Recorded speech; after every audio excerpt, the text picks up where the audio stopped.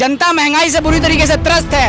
उत्तर प्रदेश, दिल्ली, कहीं पे भी रोजगार नहीं है। नौजवान रोजगार के लिए भटक रहे हैं। ग्लोबल हंगर इंडेक्स में 101 नंबर पर भारत आ रहा है। पाकिस्तान से नीचे चले गए, नेपाल से नीचे चले गए। क्या ये विकास है भाजपा का? तो इन्होंने हमेशा देश तोड़ने का काम किया। ये तालिबान, मैं बता रहा हूँ, अगर मैं भारत भाजपा के खिलाफ हूँ तो इन्होंने कई बार मुझे भी मुसलमान बता रखा है। इन्होंने मुझे बोला है कि आप जाके पाकिस्तान में रहिए। जो योगी सरकार है ये किसी समाज का नहीं है। मैं आपको बताना चाहूँगा ये दो लोगों की सरकार है, हम दो और हमारे दो। ये अडानी अंबानी जैसे पूंजीपतियों की सरकार है। अगर जो किसानों की हित की बात नहीं करता है, जो ब्राह्मणों की हित की बात नहीं करता है, जो महिलाओं की हित की बात नहीं करता है, जो मजदूर गरीबों की नहीं बात करता है, वो किसी पार्टी को हम उसका विरोध करते हैं। एयरपोर्ट अंबानी अडानी का नाम कर रहे हैं। आप ये बताएं कौन सा विकास, आप किस नजरिए से विकास कहते हैं? देश का किसान 11 महीने से गाजीपुर पे बैठ रहा है, क्या ये विकास है?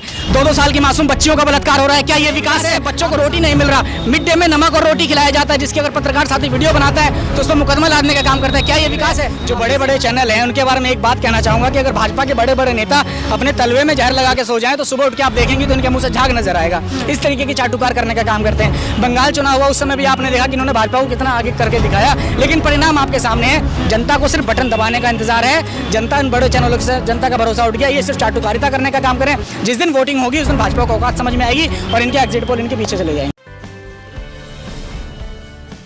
नमस्कार, मैं शालिनी झा और आप देख रहे हैं पीआरबी न्यूज़। इस समय हमारे साथ चर्चा करने के लिए मौजूद है सोशल एक्टिविस्ट अंशु ठाकुर जी, जिनको आपने कई मुद्दों पर है बड़ी बेबाकी से राय रखते हुए देखा होगा। और साथ ही हमारे साथ ब्राह्मण समाज के पंडित जी विनोद त्रिपाठी जी भी साथ हैं।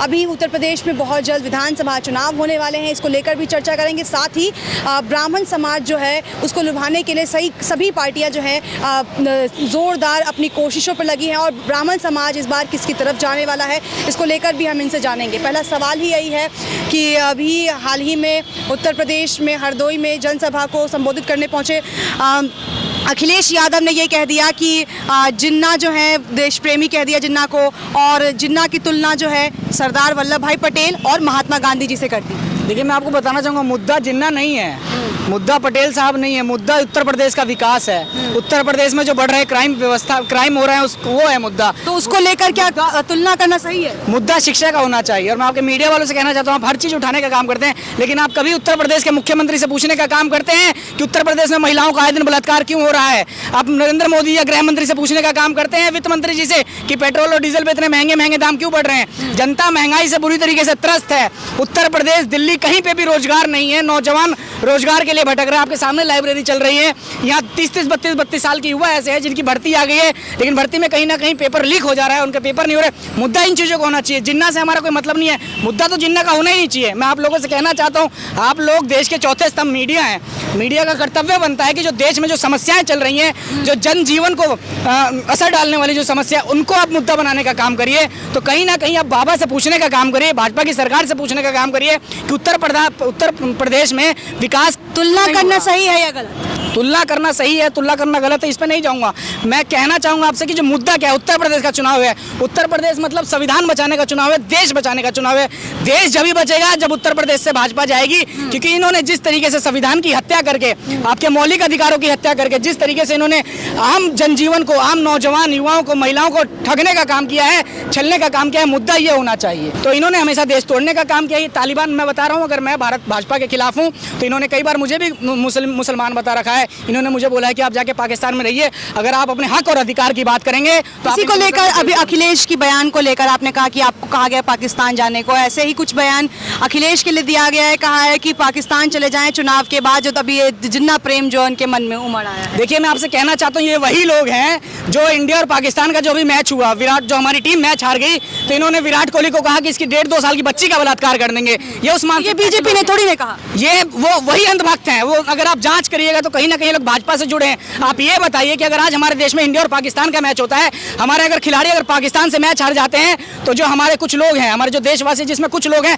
जो धर्म के आधार पर मुसलमान जो खिलाड़ी हैं उन्हें पाकिस्तान भेजने की बात करते हैं। लेकिन मैं उन महामूर्खों से पूछना चाहूंगा, जब ग्लोबल हंगर इंडेक्स में हमारा देश 101 नंबर पर आता है, तब ये लोग क्यों नहीं कहते? इन नेताओं से सवाल पूछने का काम नहीं करते, क्यों नहीं करते? इन नेताओं की कुर्सी छीनने की बात क्यों नहीं करते? इन लोगों को ये भी तो पूछना चाहिए, जनता को ये भी तो पूछना चाहिए। जब भुखमरी में हम पाकिस्तान से नीचे जा चुके हैं, हमारी पाकिस्तान, नेपाल, बांग्लादेश से भी नीचे जा चुके हैं, जब इन नेताओं से सवाल पूछने की हिम्मत क्यों नहीं होती हमारे अंदर और आपके अंदर? एक सवाल यह है कि आप खुद भी ठाकुर समाज से आते हैं और फिर भी योगी सरकार का विरोध करते हैं। योगी सरकार तो बार बार ठाकुरों को ऊपर रखती है, उनका खुद सपोर्ट करती है। देखिए, ये जो योगी सरकार है ये किसी समाज का नहीं है। मैं आपको बताना चाहूँगा, ये दो लोगों की सरकार है, हम दो और हमारे दो। ये अडानी अंबानी जैसे पूंजीपतियों की सरकार है। इसका मैं उदाहरण देना चाहूँगा। रही बात मेरी, आप ठाकुर की बात करें, मैं व्यक्तिगत रूप से बताना चाहूँगा कि जब उत्तर प्रदेश में बाबा की सरकार बनी थी, मैंने सिर्फ एलिवेटेड रोड का उद्घाटन किया था, जिसके तौर पर ठाकुर होने के बाद भी इन्होंने मुझे 7 दिन का मुझे जेल में डालने का काम किया। 307 जैसी इन्होंने संगीन धाराएं लगाई मेरे ऊपर। सिर्फ मेरी गलती ये थी कि मैं योगी बाबा के चलने से पहले मैंने रोड पे चलने का काम किया। ये किसी के सरकार नहीं है। आप अगर इतिहास, जब से 4.5 साल हो गए इनके सरकार के, आप इतिहास उठा के देखिए, ठाकुरों को इन्होंने सबसे ज़्यादा मारा, ब्राह्मणों को इन्होंने सबसे ज़्यादा मारा। पंडित जी, आप भी पंडित हैं, बीजेपी बार बार पंडित को ऊपर रखती है, आप क्यों विरोध करते हैं योगी सरकार? मैं किसी के गलत काम का विरोध करता हूँ। नंबर क्या गलत काम? जो भी हमारे अगर किसानों की, मजदूरों को, गरीबों की नहीं सुनता है, वो किसी भी पार्टी। किसानों के लिए तो बड़ा कदम उठाया है योगी सरकार ने, धान की खरीद को जो है बढ़ा दिया है, बढ़ावा दिया। आप क्या कह रहे हैं? अरे चुनाव आ रहा है मैडम, चुनाव आ रहा है 22 का, इसलिए किसान तो अखिलेश यादव भी चुनाव में तो कूद पड़े हैं, लोगों को फ्री। लोग कूदे, जो पार्टी सभी कूदे। हमारा जो मुद्दा है, आप मेरी बात सुनिए, अगर जो किसानों के हित की बात नहीं करता है, जो ब्राह्मणों के हित की बात नहीं करता है, जो महिलाओं के हित की बात नहीं करता है, जो मजदूर गरीबों की नहीं बात करता है, वो किसी पार्टी को हम उसका विरोध करते हैं। एक सवाल यह है कि अभी चुनाव आने से ठीक पहले योगी सरकार ने जो है यूपीएससी कोचिंग फ्री करने की बात कही है और स्टूडेंट्स को टैबलेट बांटने की बात कही है। उसी तरह से अखिलेश यादव ने भी स्टूडेंट्स को जो है लैपटॉप बांटा है। दोनों जुमला है कि क्या मानते हैं आप? ये मैं आपको खुद बताऊंगा। आप इतिहास उठा के देखिए, 4.5 साल पहले जब उत्तर प्रदेश में अखिलेश यादव मुख्यमंत्री थे, तो उन्होंने बात कही नहीं, तो उन्होंने लैपटॉप बांटने का काम किया। अभी वो मुख्यमंत्री नहीं है, फिर भी उन्होंने आजमगढ़ में जाके मेधावी छात्रों ने लैपटॉप देने का काम किया। 4.5 साल हो गए बाबा के राज को। 2014 में नरेंद्र मोदी जी प्रधानमंत्री बने। इन्होंने देश को डिजिटल इंडिया बनाने का दावा किया। देश लॉकडाउन से गुजर रहा है। छात्र, युवा, नौजवान लगातार 2 साल से लॉकडाउन के दौरान, कोरोना के टाइम घर में बंद थे, लेकिन देश के बच्चों के पास मोबाइल नहीं है। बांटने की सिर्फ ये बात करते हैं, बांटेंगे नहीं। 4.5 साल में 4.5 लाख युवाओं को रोजगार, 4 राजमार्ग, अब तो 16 एयरपोर्ट ला रहे हैं, तो भी ना खुश है। आप एयरपोर्ट नहीं ला रहे, वो एयरपोर्ट अंबानी अडानी के नाम कर रहे हैं। आप ये बताएं, कौन सा विकास, आप किस नजरिए से विकास कहते हैं? देश का किसान 11 महीने से गाजीपुर पे बैठ रहा है, क्या ये विकास है?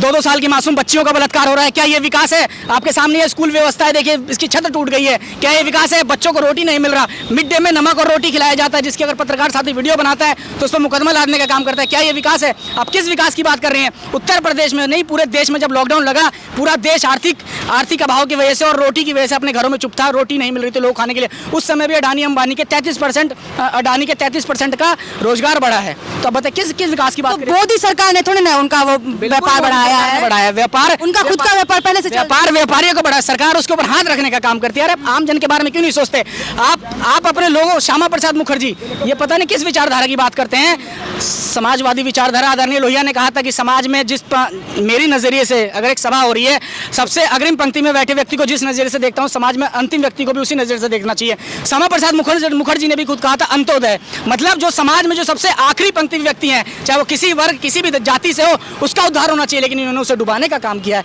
गरीब और गरीब होता गया। आप बताएं, ग्लोबल हंगर इंडेक्स में 101 नंबर पर भारत आ रहा है, पाकिस्तान से नीचे चले गए, नेपाल से नीचे चले गए। क्या ये विकास है भाजपा का?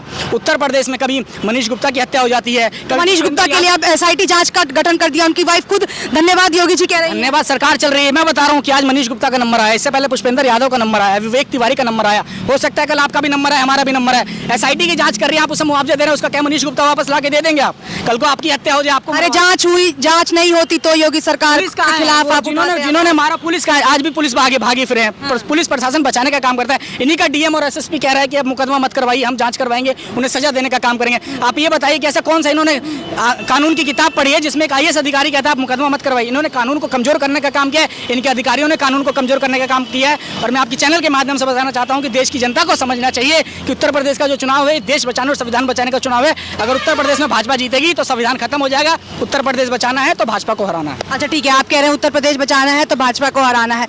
अभी भी आप अगर उसकी बात करें एग्जिट पोल की, तो अभी भी भाजपा को आगे बताया जा रहा है, कहा जा रहा है कि भाजपा की सरकार ही वापस आएगी। खुद राकेश टिकैत ने कह दिया है कि भले ही पहले जैसे सीट ना मिले पर भाजपा की ही जीत होगी। देखिए राकेश टिकैत क्या कहते हैं, कुछ नहीं। आप लोग बंगाल चुनाव में लगातार आप लोग लगे रहे, जो बड़े बड़े चैनल हैं उनके बारे में एक बात कहना चाहूँगा कि अगर भाजपा के बड़े बड़े नेता अपने तलवे में जहर लगा के सो जाएं तो सुबह उठ के आप देखेंगे तो इनके मुंह से झाग नजर आएगा। इस तरीके की चाटुकार करने का काम करते हैं। बंगाल चुनाव हुआ उस समय भी आपने देखा कि इन्होंने भाजपा को कितना आगे करके दिखाया, लेकिन परिणाम आपके सामने है। जनता को सिर्फ बटन दबाने का इंतजार है। जनता इन बड़े चैनलों से जनता का भरोसा उठ गया। ये सिर्फ चाटुकारिता करने का काम करें। जिस दिन वोटिंग होगी उस दिन भाजपा को औकात समझ में आएगी और इनके एग्जिट पोल इनके पीछे चले जाएंगे।